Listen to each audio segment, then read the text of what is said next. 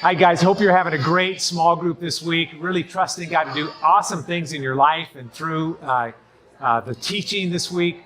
We're finishing up our series on fundamentals. Trust that you've been enjoying it. This week is really, really important. We're talking about this little thing called the tongue and how it gets us in trouble and it also lifts us up. It can do two things. There's both the negative tongue and the positive tongue. The negative tongue, I talked about three things. I talked about lying, I talked about slander, and I talked about devaluing people. Lying is anything that misrepresents the truth. The little things that we do, the things that we do to make ourselves look better. I shared a little story about that, if you remember, trying to make myself look better. Slander is when you say things about other people to somebody else, not the person. Well, what's the point? We find that there really is no point. We don't even have something to show for that kind of stealing of somebody's character. If we steal from their person, we at least have their TV. We steal from their character. Through slander, we have nothing. It breaks our relationship with God. It breaks our relationship with other people. It breaks our relationship with ourselves, the core of who we are.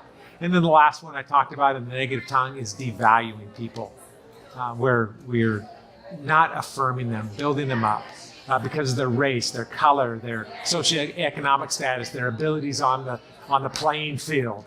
Even their abilities at work, saying hurtful things about others, using name calling. Jesus said that when we call somebody's names, we're guilty of the fires of hell. So we stay away from it. The positive tongue, that's the part we can get excited about because the tongue can give both life and death. And we can give a ton of life with our tongue. And I talked about the positive tongue being something we can worship God. This thing that we've been created to do, to tell God how awesome He is. And I don't know when the last time was that you actually stopped and you told God how wonderful He was. Use your tongue to do it. You love to hear it from your wife, from your husband, from your kids, from the people in your life. Now give God the value that's worthy of His name. I not only talked about worship,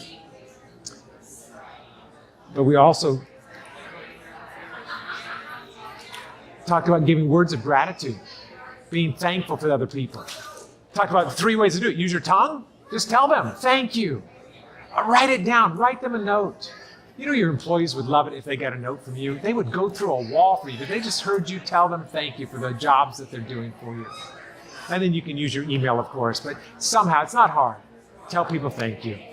And the third one is to build people up, to affirm them. Your wife needs it, guys. They need that affirmation. They need you to tell them how important they are to you. And we don't say it often enough. Our kids need to hear us say it.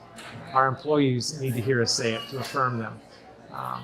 You see, our heart, our tongue reflects our heart.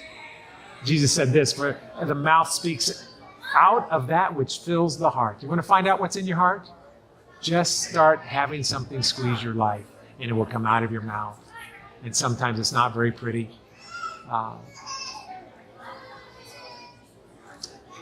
God wants your heart to be pure, wants our lives to be pure, wants to be able to walk fundamentally in the joy of knowing Christ.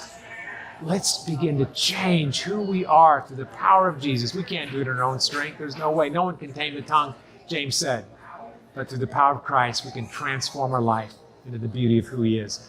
I hope you have a great small group. I hope you'll tell somebody this week how important they are to you. Use your tongue for good. God bless you guys.